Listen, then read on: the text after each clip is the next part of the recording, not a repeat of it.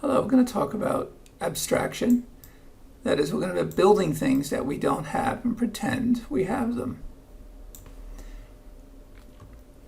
Our objectives here, we're going to look at a design pattern, reinforce your skill working with arrays, reinforce creating functions and their prototypes, demonstrate the idea of an interface, and piecewise development of software or anything, pretty much. So what we want to do is we want to work with arrays. Our problem is we have tons of numbers. I mean, think in a real world. There are numbers everywhere. Millions of numbers.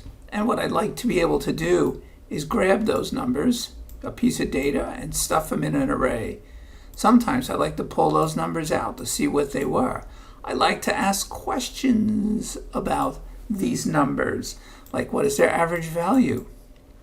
There are many complex things we can do with these numbers. What is the minimum number? Maybe they represent temperature readings in a day. What is the maximum? So, and what I'd like to do is to deal with these numbers and to write a program that, and basically have a barrier here, and we will ask our code, through our code, we'll ask to do things here. So what we'll do here is we'll look at a one-dimensional array, like an integer room, and it's filled with something. I don't know what. So we'll fill it with data, insert data, display data, and make it look nice, maybe columns of 5. How many data items do I have there? Stuff like this. So here, I'm going to deal with a fixed length array. I have some maximum number, and I say it's got 6 items in it. This one has some maximum number, and I say it has 3 items in it. And I have 1, 2, 3. 1, 2, 3, 4, 5, 6. Okay. I really don't like counting, though. I like to keep track. Somehow, I'd like to keep track of the data. What do you mean? Well, you know, I type this in, but what if this was data coming in from a file, coming in from a satellite, coming in from medical equipment? I don't know where this data is coming from, and I don't know how much of it is coming in either. So I need some way to keep track of it. All right, one thing to do is as we fill it up with data, data's coming in, data's coming in. When I'm done, there might be a special semaphore or flag. In this case, I'll use a -1 that says that's the end of the data. So I have data, data, data, data, data, data, end of data, data, data, data, end of data. I mean, a number is nice, but what the heck does -1 mean? Right? Pure numbers have no meaning. Think about that. Pure numbers have no meaning. So instead of me using the number -1, this is an important software concept. Use a word, but don't let anyone change its value accidentally. So you say, I have this word, it's an integer, and no one's allowed to change it, and I'm going to use the -1. So instead of using -1 in my program, I use the word end. The same thing with this word, max, all uppercase. I could have said MAX, but the convention is constants are uppercase. So instead of me using the number 20, I use the word max, and I say, don't let anyone change it by accident. So let's take a look at our arrays now. Here's an array of yummy data. It's got some maximum value. I don't know what it is, but I can ask, what is max? And there's the end of the data. So yes, that's not -1, data, data, data, data, data, whoops. It's a -1. But notice I see the word end. I don't even have to know what number it is. It could be the number 56. Doesn't matter. Same here. Now I have an array full of atoms. And how many atoms? 1, 2, 3. That's it, 3. Because it says the end.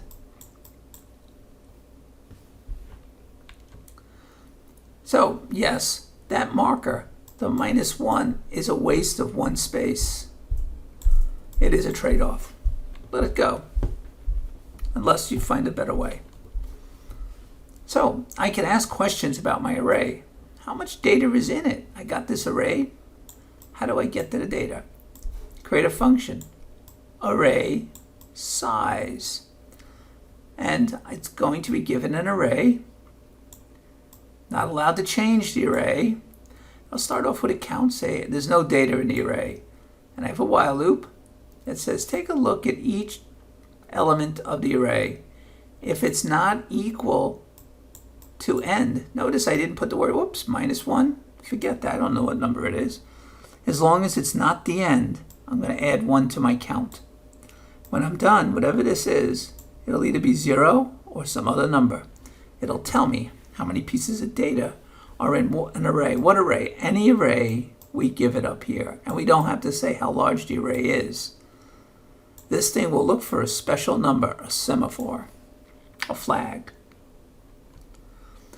So you can just ask anytime. Here's an array. It's properly terminated. Here's an array. It's properly terminated. And I can ask, how much data is in the array D? And it will count. 1, 2, 3, 4, 5, 6. Whoops, done. 6. How much data is in atoms? Atoms. 1, 2, 3. End. So it'll tell me 3. Now we have a tool. We have an interface. Here's some code where it's used. Notice I didn't count. All right, here we have another one. At the top of the code, I'd have to have my constant sitting here. Here I have my prototype to my function. Here's my actual function buried away down at the bottom of the program. I don't want to see this thing. In fact, eventually we would put this in a library so we never have to see it once we use it and once we trust it and know how to use it. So anytime we want, we can ask it, how large is the array? The array has to be integers. Our array has to end with the word end or the number end. And this will work fine. What if I want to add data? Well, I'm going to prefix it with the word A for array, and then I'm going to tell you what it does. An array insert. You give me an array, give me the data you want to fill it with, and this thing will fill it. First, I'll ask a question. How much data do you have in this array? What array? I don't know what array it is. An array of atoms? An array D? An array of chipmunk? Not count? I don't know.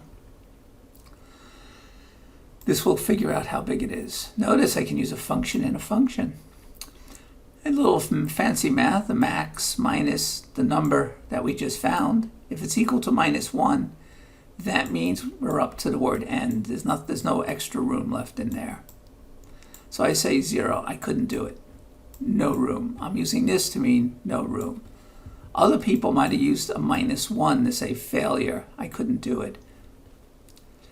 If there is room, we take the data we want to add and we put it at the end, right here, the number of the array, at the very end where the word end is.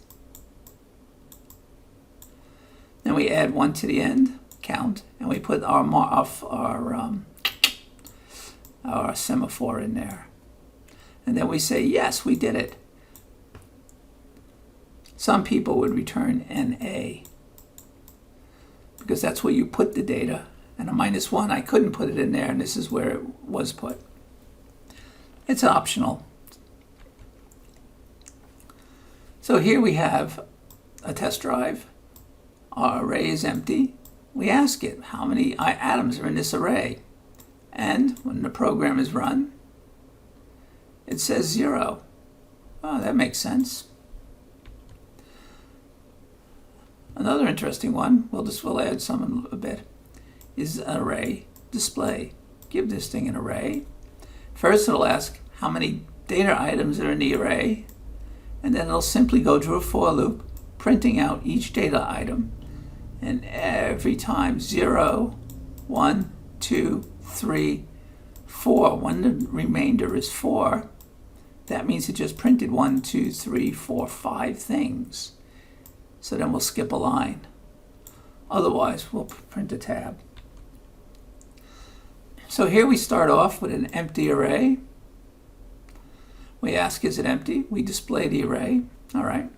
Next, I'm going to use this for loop. It's going to go here and take out one of these numbers one at a time and put them in X. And it's going to insert it right here. So first it'll put in 12, then it'll put in 45, then it'll put in 56 until it has no room. After that, it'll display the numbers and it'll tell me what the size of the array is. So here when I first get it, it tells me it has no numbers in it. And here, 12, 45, 56, there's 88, 88, 66. And if you check all these numbers, they're all put in there. And it displays it in a group of 5. And there were 2, there's a residue left over here of 2 because there are 12 numbers. And we ask it how many numbers are in there, and it'll tell us there are 12. Here, I set the size equal to 3. And I try to stuff all these numbers in, but the size is equal to 3. If we did this correctly, our program won't crash. So we take 12, put in the 12. We take 45, put it in the 40. Well, at least we try to. We keep trying to put all these things in. And if there's no room, it'll come back and tell us how many it did fit. Since we said 3, it can only fit 2 because we waste 1 with this. So it could fit only 2. 12 and 45, the first 2 are put in. Next, prototypes. We've just created some functions. So here we have 3 prototypes. Notice, as we said in class, it really doesn't need the name of a variable here. You don't have to say integer a. You don't have to say a or z, and you don't have to say x or anything here. The compiler just needs to know what goes here, not what it's called. What goes here? I don't know what it's called. What goes here? Whoops. And what goes here? Here's a size. What goes there is an array of constant integers. This. When you use it, it needs to know a name when you actually call the thing so it can gain access to the data. Here's an insert. This is the name that you require here. Without that name, we wouldn't be able to pass data around. We need to be able to pass the data. Here, nothing is happening. It's just safety check. Here is where the rubber meets the road, and we actually have to have names. Same with display. Go back to that one more. If you take a look at display, same thing. Just tell me it's an array. But now some people put the variable name here and they'll leave it there. That's fine. It helps with readability. So what you need to practice with is go over that thing, create a function that will return the average, the minimum, and the maximum, and test drive each one. You develop your own test program